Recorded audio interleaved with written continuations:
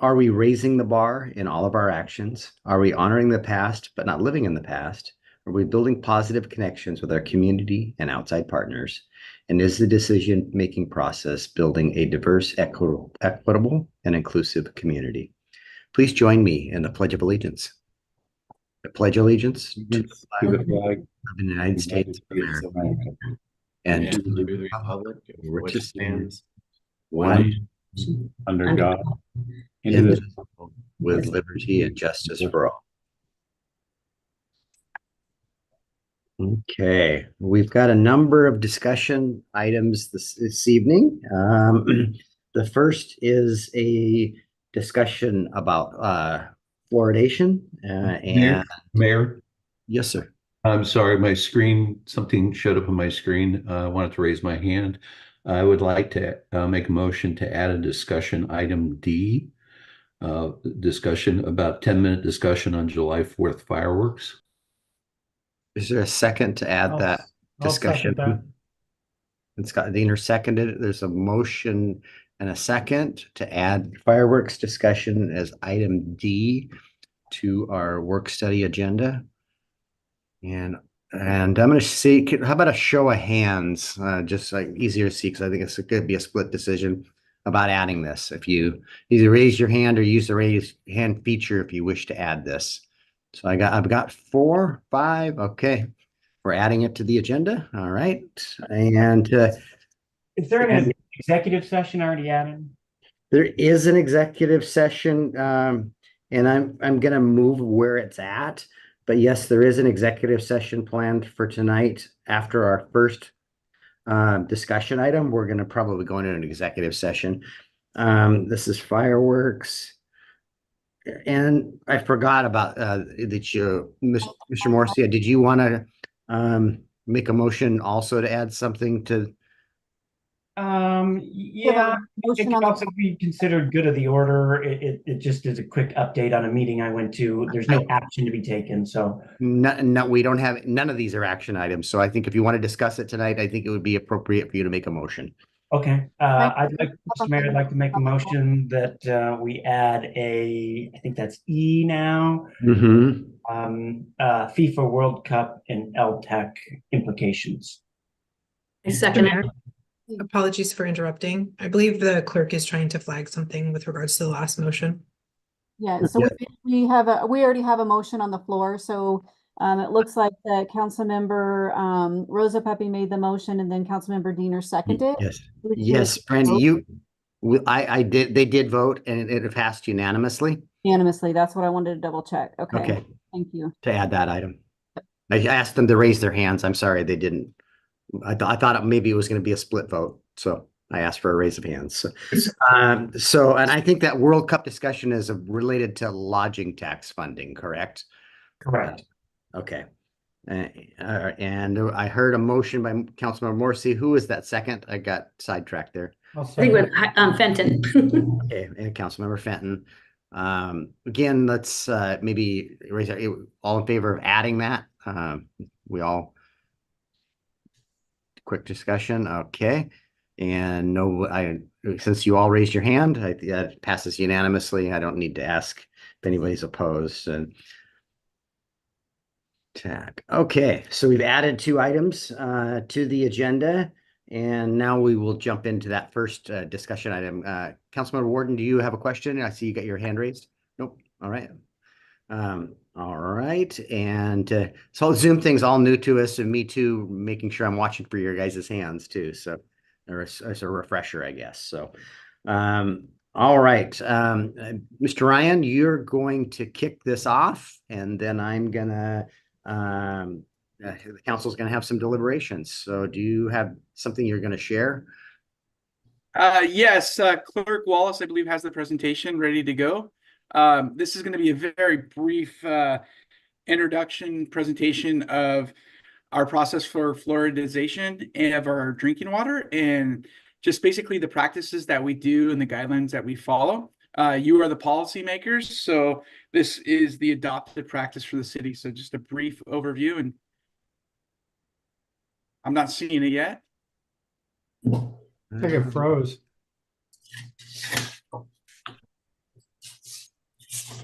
If it freezes, I could try doing it on my end. We'll let Brandy give it another shot. I think it is on my second screen, so hold on, I'll drag it over.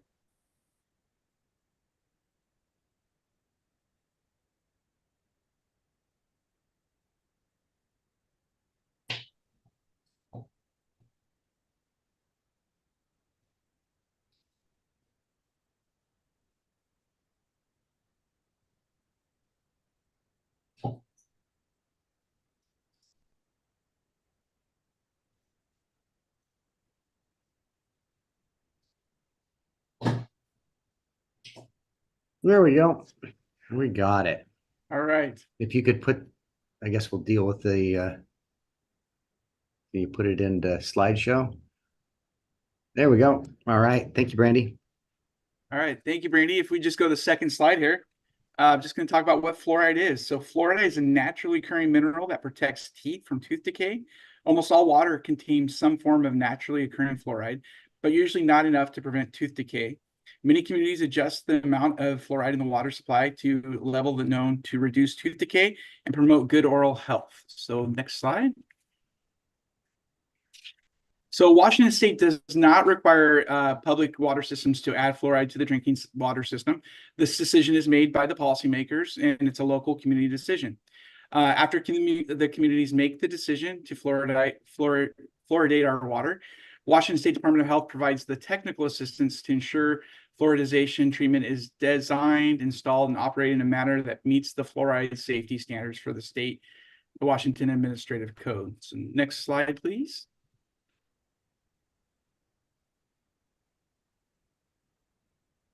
Next slide? Having issues. All right. I can move on if it's the next slide was really a key one that I wanted to share, but so I'll just talk about it while we wait for that to come up. But naturally occurring fluoride does occur in almost every county in the state of Washington. The defined operating tolerance for fluoridization to be effective for tooth decay, prevention of tooth decay, is 0.5 to 0.9 milligrams per liter.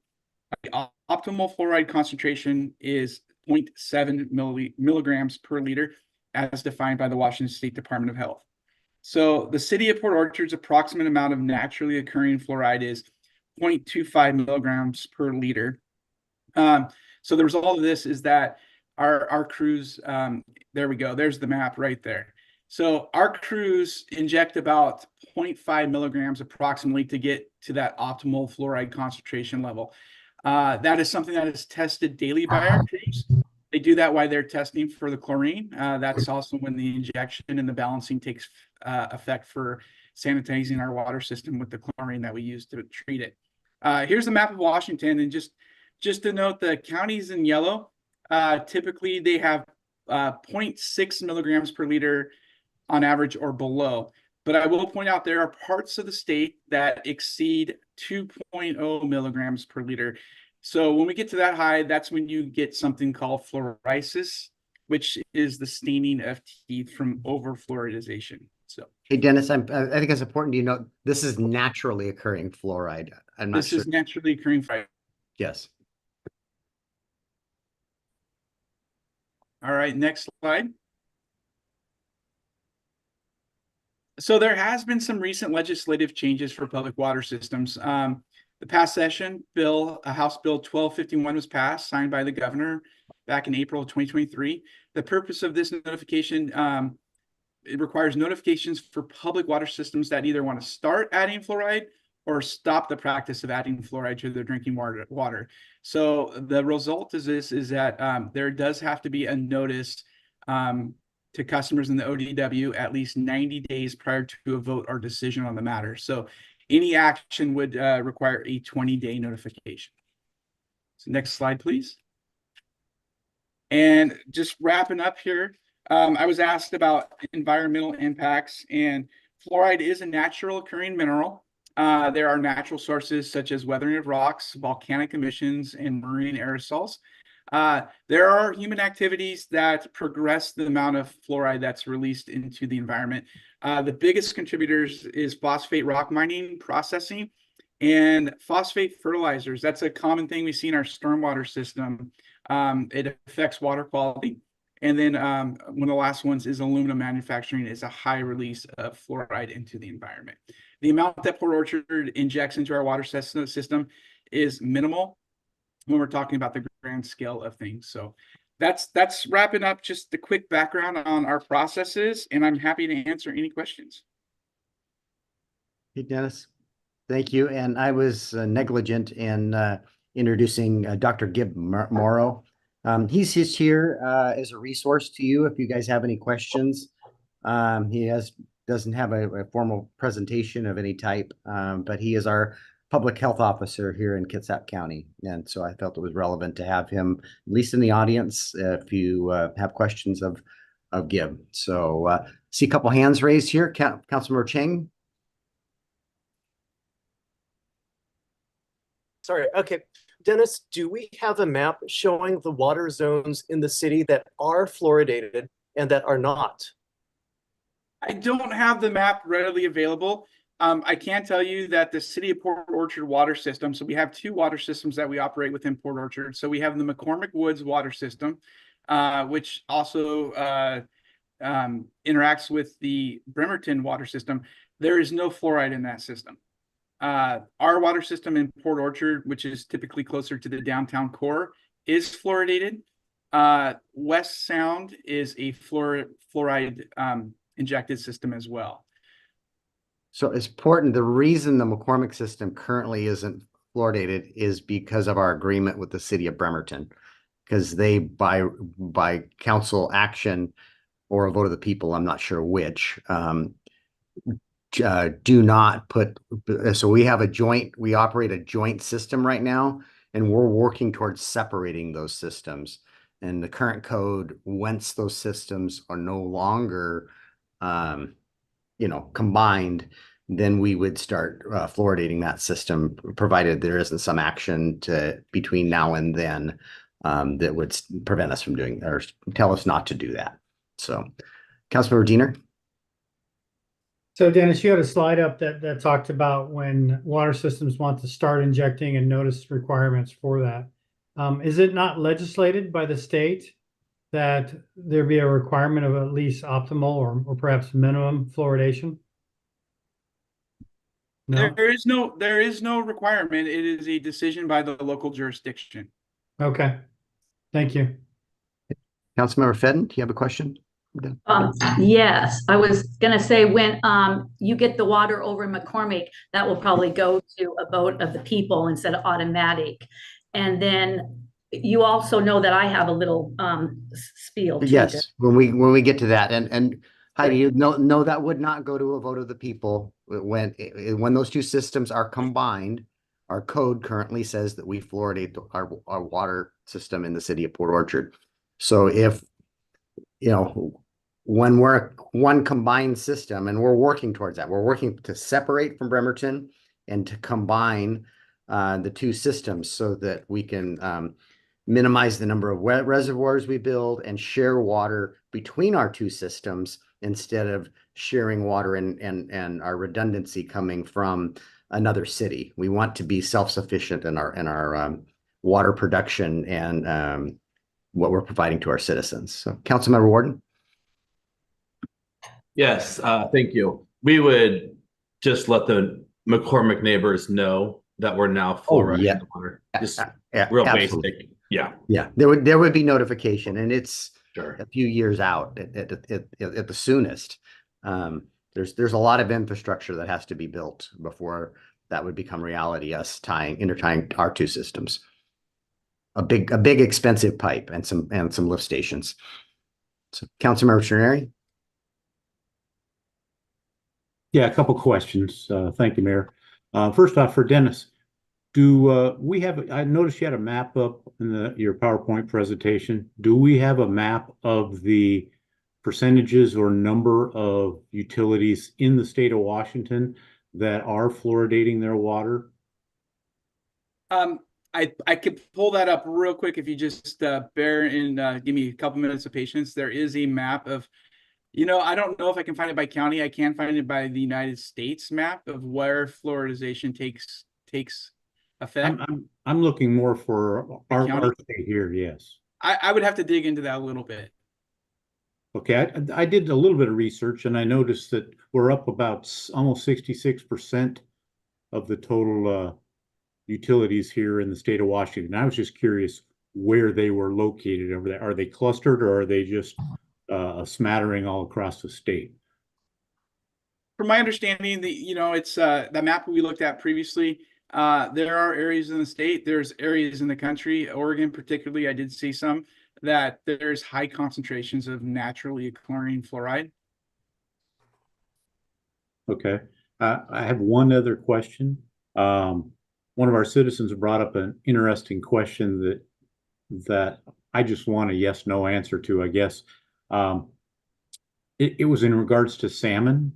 Is there any data showing that there's issues with discharging fluoridated water into the local bay areas or in the Sound or the oceans?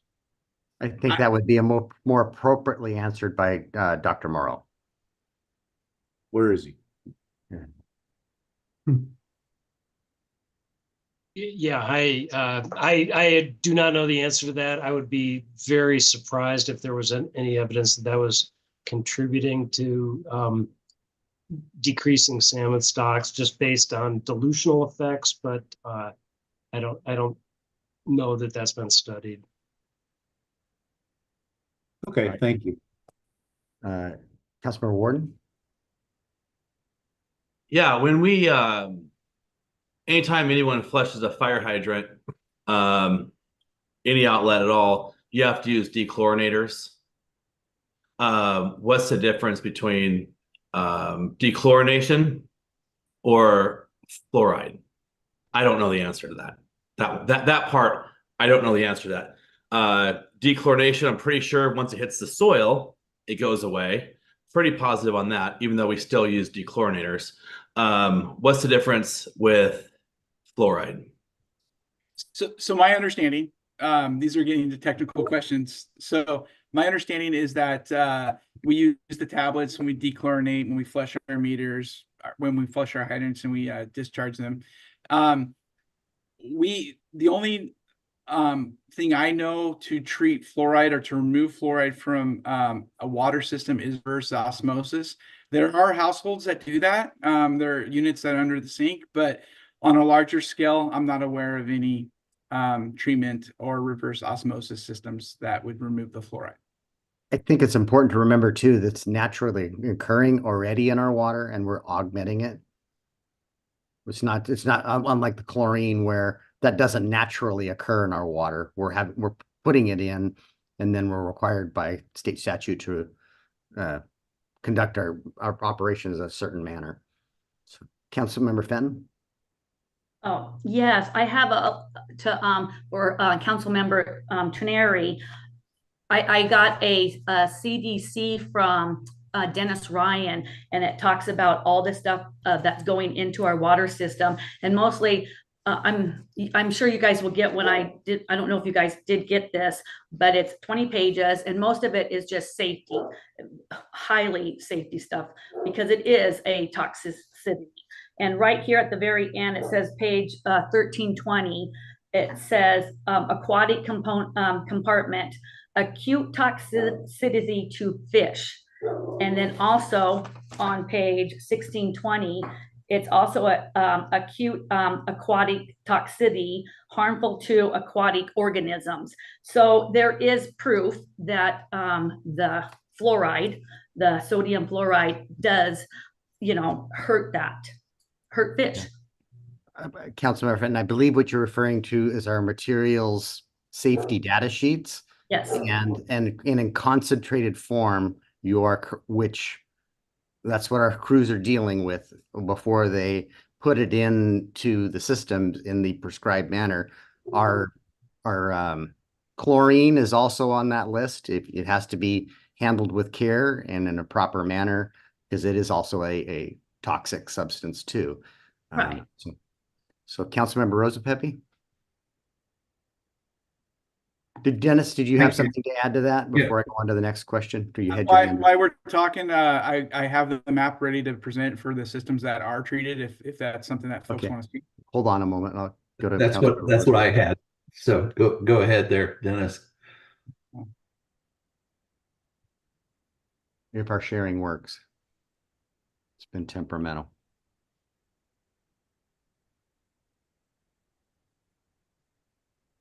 Are you able to see that? Yep. Okay.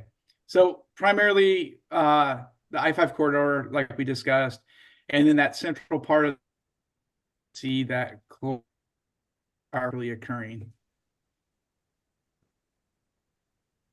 Do you know if that's a comprehensive map that, for example, Ferry County has had an analysis to determine whether it's got naturally occurring fluoride?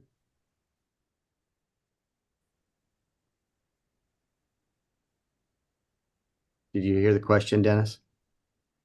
Scott, that was a map of the systems, maps of systems that deliver fluoridated water. Not naturally occurring. Okay. Okay. Thank you. That was, yeah. Okay. We're ready to move on to discussion. Okay.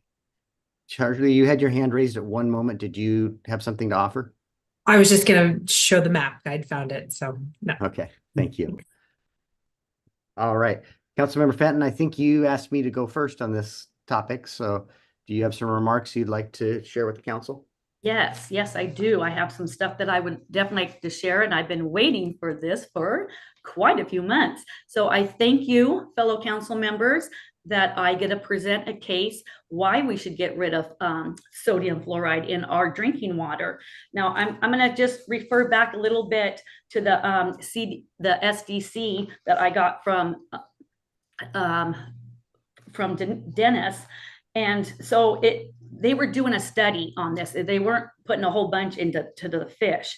And so it's just an acute toxicity that it is a little harmful. And so we're saying if it's a little harmful for the fish, well, what about us humans getting, too much of that, and babies and toddlers? And also on the, and that was from the Solvay, where we got this data, all this information. And then I also found Solvay, which is a product safety summary. And it says sodium fluoride is a toxic chemical. And this sodium fluoride is found in wood preservative, industrial textiles or laundries, fertilizer. The sodium fluoride is found in all kinds of stuff, but yet it's okay for us to also drink it too, which I don't think it is. And I know a certain level is, but I mean, you put that sodium fluoride in all kinds of stuff. And then, it's also in our toothpaste. And what does it say on toothpaste? Do not swallow, not even a pea size. It is very toxic for kids or anybody. They are very adamant, do not swallow the sodium fluoride. It's good topical, but not ingested into our bodies. And what's really I found quite alarming was boiled water. And so I'm going to go over a few little of these stuff on boiled water. And what I found out that it goes to a higher level of fluoride. And so fluoride is a natural occurring element that is found in many sources of drinking water. While it can be beneficial for dental health excessive consumption, or fluoride can lead to a range of health concerns, including weakened bones and dental fluorus. As such, it's important to understand what happens when we boil our drinking water with regards to fluoride. These findings suggest that benefit of water fluoridation programs may have been overestimated. It is also raises concerns that in the increased concentration of fluoride in boiled water may contribute to excess fluoride consumption, leading to advanced health concerns. The study's finding aligned with the general scientific consumption that boiling water will not remove fluoride. Instead, boiling water increases the consumption of fluoride relative to the water volume because the volume of water decreases due to steam evaporation. And so to me, people, doing their food, making soups, boiling rice. What about people that drink a lot of tea? So you're not really getting the level that you think. You're getting a higher level, especially when you're boiling water. And so I think that alone should alarm us. And then also, yeah, we are divided. I think it's unfair that our city is divided, that a little less than our city doesn't even have to deal with this. And then the other part of the city that's a little bigger has to deal with fluoridated water. Drinking water is something that is just, we all need it. But I didn't even know we had fluoride in our water until I was on the utilities committee. And so I bet you there's a lot of people that don't even know that we are putting a chemical, a man-made chemical, it's not natural, into our drinking water. And so I just find that kind of unfair. The city voted it in 2011. And we also got a letter from Alyssa Whittleton that she was against it in 2011, and now she's still against it. And we all got that letter. And I think we should hear more about, from the public. And the cost of fluoride, well, I just, right now, with a little over half, we pay about $12,522. Maybe it will be a little bit more. But now you're suggesting that if in a couple of years, we're going to increase that to over $25,000 just to buy the fluoride, the chemical sodium chloride fluoride. And then the cost of all that equipment, that is going to be so high. And then and I can still go over on the potential, the increase for health risk. And then, and it costs more if you don't want fluoride. Just to buy filters for individual household is very, very expensive. And then also in my conclusion that I gave to you guys, that there's and there's also a lawsuit on Brita. They recently had to pay because they mislead the people, the consumer, about their pitcher filter waters. They weren't even doing anything for the people. And I gave you guys also information on a lawsuit that is taking place right now. And in the lawsuit, seeking a compel the U.S. Environmental Protection Agency, EPA, to prohibit water fluoridation in the U.S. due to fluoride toxic effects on children's developmental brain. Fluoride neurotoxic effects on children's brain development were right there at the dispute of the very beginning of this statement. And it was, who was the expert witness was Dr. Howard Hugh. And I sent that to you guys too. So I feel like I have a very strong case that we do not need a chemical toxicity in our drinking water, because you don't know, it's one size fits all. I find that very interesting. One size fits all to a baby, to toddlers. And we're also finding out the development on children, that the fluoridation is not that good. You shouldn't be ingesting it. I'm okay, the topical, but not for our bodies. Thank you. Councilmember Chang, I see you have your hand raised. Yeah, Heidi, can you tell me more about that 2011 vote, as you called it, when the city decided on fluoride? I don't think it was a vote of residents, was it? No, actually, I think, I'm sorry. Yeah, you're right. The council members, that's right. The council members did vote on it, but it was brought to the people. And I don't know, well, then how did this lady, she knew about it back in 2011. Fred Chang and I were on the city council at that time. So this was deliberated by our city council, just like it was done at this time. And it was brought to a vote and to remove fluoride from our water system, and that vote failed. It was not ever. We did a survey, did some survey work, and the council did deliberate this, but it wasn't. There was never a vote of the people. Well, no, but could the people have their concerns about it?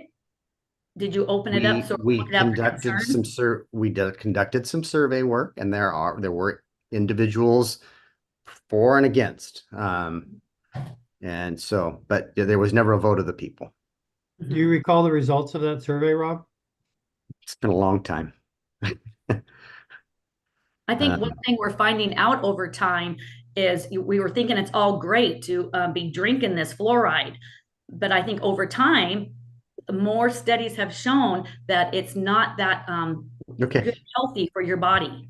And we can find that on both sides. Yeah. And Scott, you know, we really didn't start surveys until, yeah, maybe we didn't. I wouldn't, we may not even have done a survey. I know that we held a public hearing and discussed it at length. And Councilmember Chang, you were on the council with me at that time.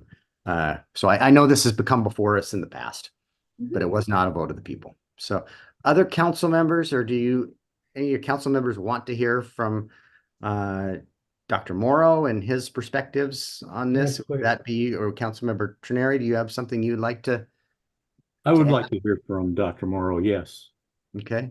And Jay, do you have any, you raised your hand there? Yeah, I wanted to hear from Dr. Morrow, and then I have a statement. Okay, sounds good.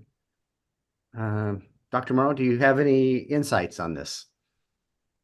Yeah, you bet. Yeah, and thank you for having me.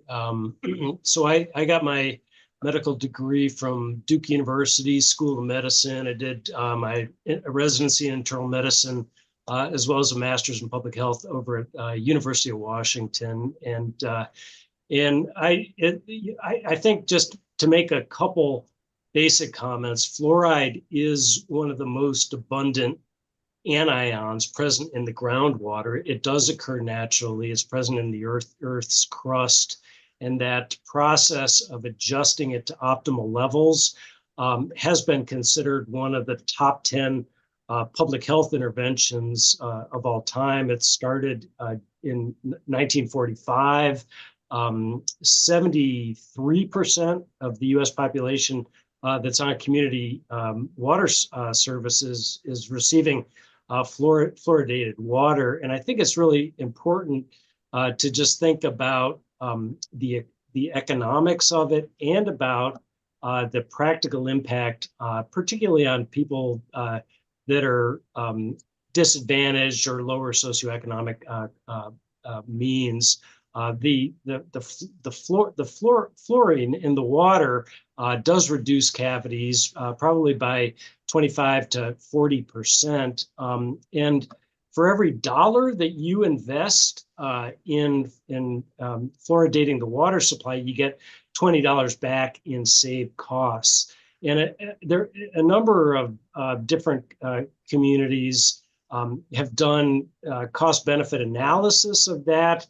And on an annual per child basis, fluoridated communities save $28 to $67 annually per child on those systems. And there have been places that have elected to defluoridate their water. Calgary, which is the third largest city in Canada, voted or actually stopped fluoridating their water in 2011.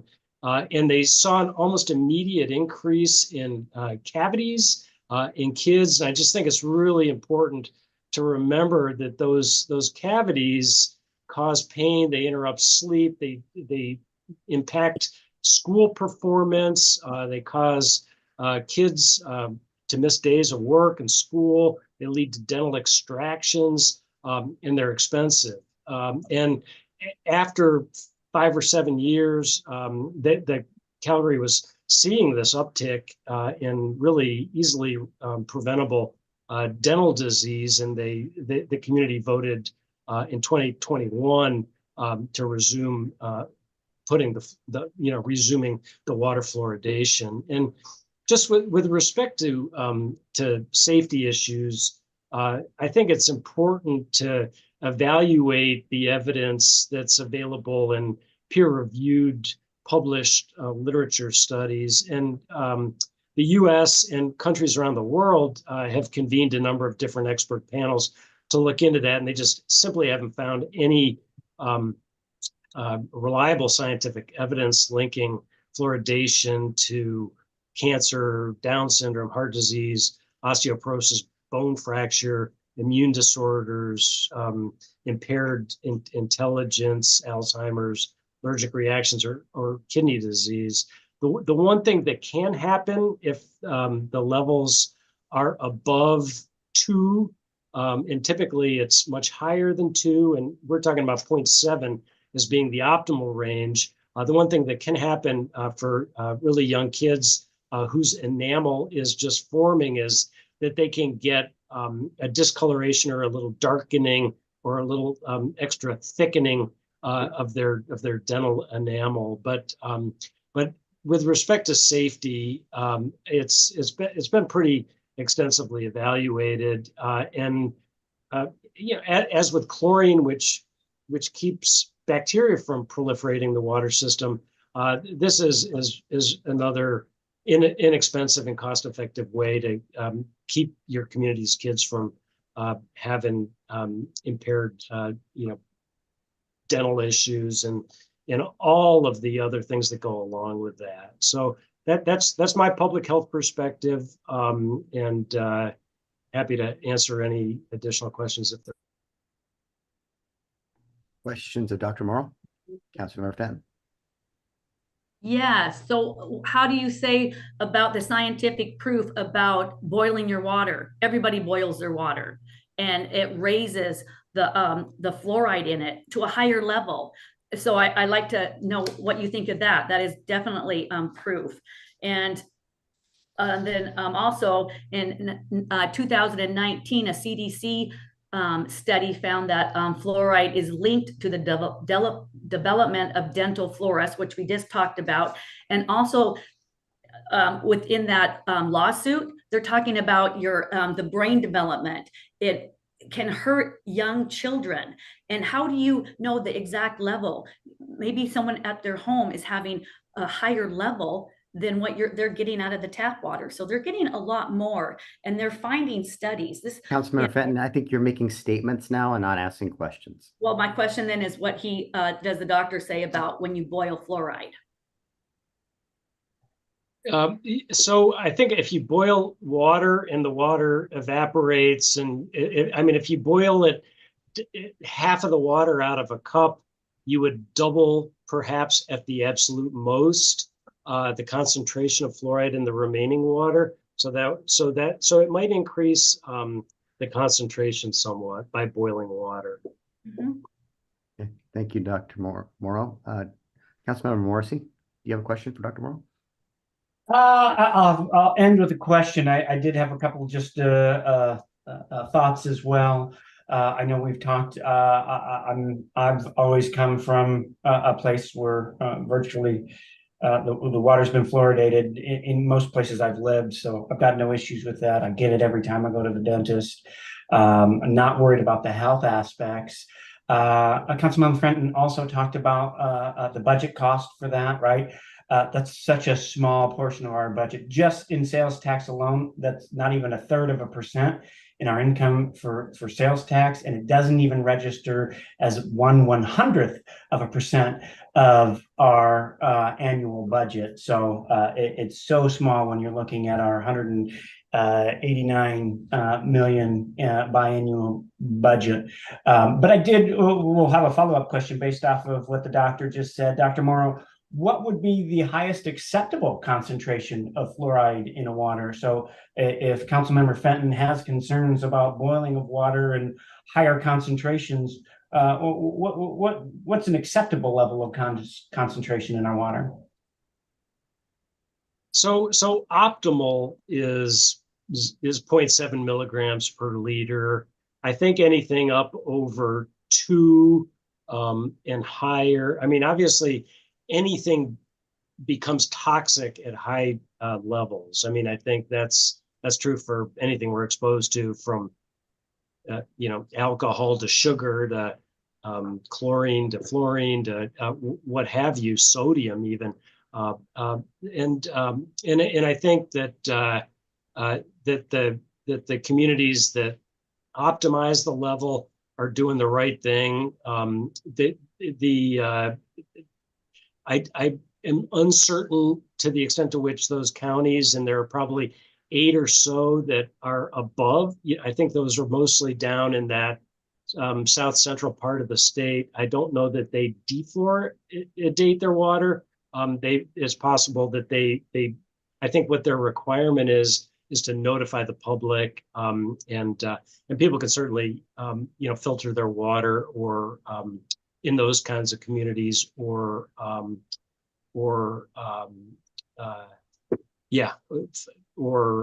drink bottled water. Although interestingly enough, a lot of bottled water has fluorine levels in it that are at or above that optimal level. And Dr. Morrow, we're currently at that. So based off, and I'm not a science guy here, so from what I'm just to assuage Councilmember Fenton, if I took a pot of water and I boiled it halfway down and it's done that, that's still lower than some of the natural occurring levels in the south part of our state, correct?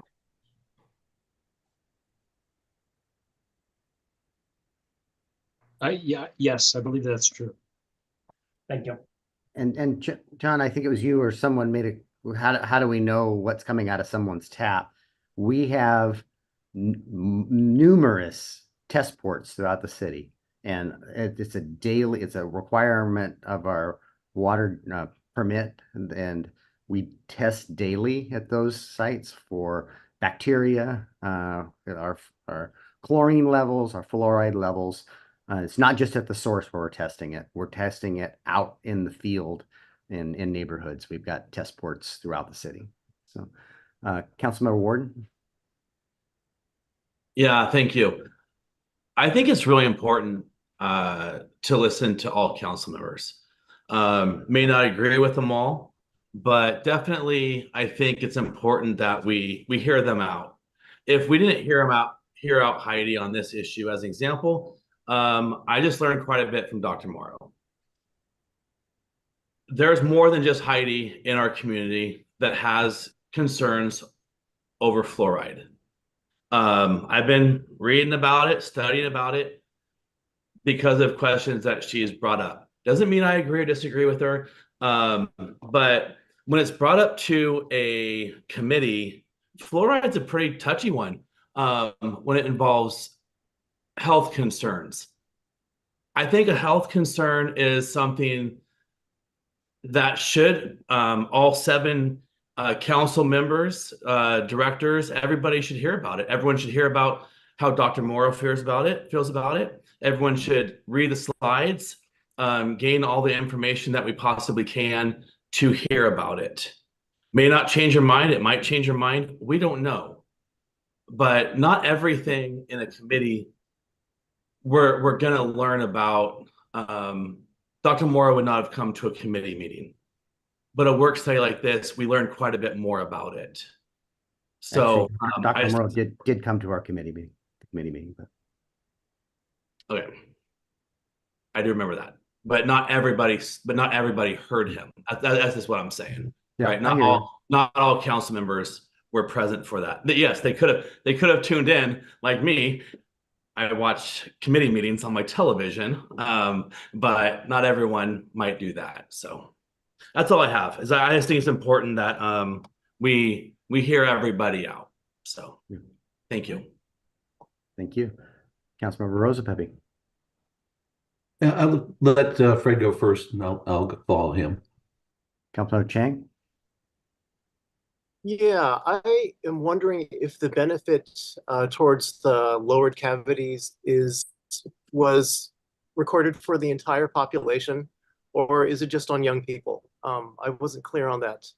Do we know, for example, in the Calgary, where it increased after they removed it from their water in 2011, was it increase in categories of cavities across all age ranges? I don't know the specifics on that, but I do know that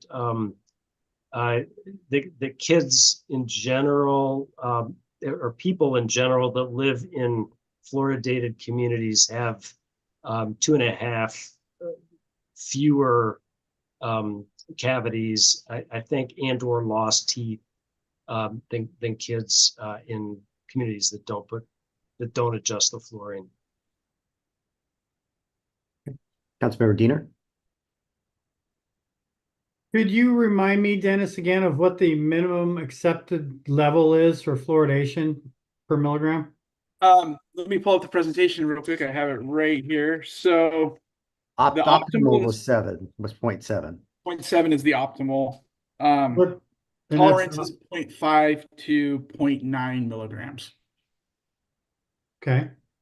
And so my question is, what would it look like if we lowered our fluoridation concentrate? We would be falling below the Washington State Department of Health's recommendations. To go from optimal to minimal? I will tell you that we are not always at the optimal level, and that's when we inject. So I would say at times we do fall below that 0.7 optimal. And that's when that's the goal that we try to get to. And I will also say a few years ago that range was higher, and they did lower it to the 0.7. I believe it used to be 1 milligram per liter was the range. And who's the they that lowered it? The Department of Health, Washington State. Okay. All right. That's all I have for now. Councilmember Rose, are you ready for your remarks? Sure. I appreciate it, Mayor. Make sure I'm off there. In reviewing the material both for water fluoridation and against water fluoridation, it is almost unanimous in the fact that fluoride improves dental health. But whether through natural fluoridation or additive fluoridation seems to be the issue. Dental health, in turn, is proven to help prevent a whole host of disease, from heart disease to types of cancer. There isn't a state, not one state, conservative or liberal, that bans water fluoridation. The two primary arguments regarding water fluoridation are science. What and whom do you believe? Where do you get your information? I won't take the time to read the numerous government reports, including one from the Center for Disease Control, or from the private sector, including the American Dental Association, supporting water fluoridation. I find it ironic that the group that would benefit the most from poor dental and oral health, dentists and dental hygienists, are some of the leading supporters and advocates for water fluoridation. Well, you can find more recent references against fluoridation of water. The references provided were mostly outdated studies over 20 to 40 years old. Second issue is government. Against water fluoridation is government overreach, that citizens have no choice in whether their water is fluoridated or not. Again, there are two sides to this coin that can be made for a whole host of government regulations, both at the state and local levels. Why have a city code for bicycle helmets if there isn't a state code? Why not let people decide for themselves? Because it's for public safety. As elected, not appointed leaders of the community, we have a duty to make sound and sometimes difficult decisions regarding public health. The number of children that are eating free and reduced lunch, and number of individuals, both children and adults, who don't receive proper dental care is staggering. There are avenues for people who want to reduce their fluoride intake, from buying non-fluoridated toothpaste to being able to buy filters to remove fluoridation from the drinking water. Another avenue may be to ask for a public vote, but it's a slippery slope about what issues go out for a public vote, but not others. Council members, you have the information before you, and now you need to make a decision whether to move it forward to a council meeting or not. From a public safety perspective and for the good of the community, my decision is a resounding no. Thank you, Mayor.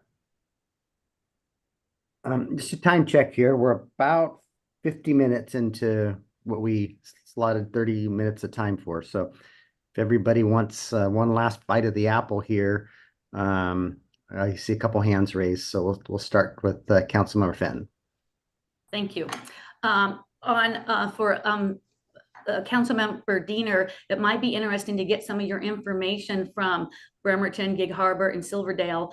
They don't fluoridate their water, and I don't think they have a study that says that their teeth are worse off with or without it. So maybe that information we can find out from them. And also, I think we should bring it out to the people. This shouldn't just be, we're finding out more and more about drinking fluoride and the levels of it. And so I don't feel like it's just something that should just, oh, we're just done here. I think the public would like to learn more about it. I know some of the people that I've talked to would like to still present, their information. All this did was go to our work study, and now here, a committee and here. And then I feel like it should be voted on at a city council meeting. And like I said, we're finding out more and more about, our water fluoridation, fluoridating it. I even said a lot of proof too about opposing it. Are you finished with your remarks? Thank you. Okay, thank you. Councilmember Trenary.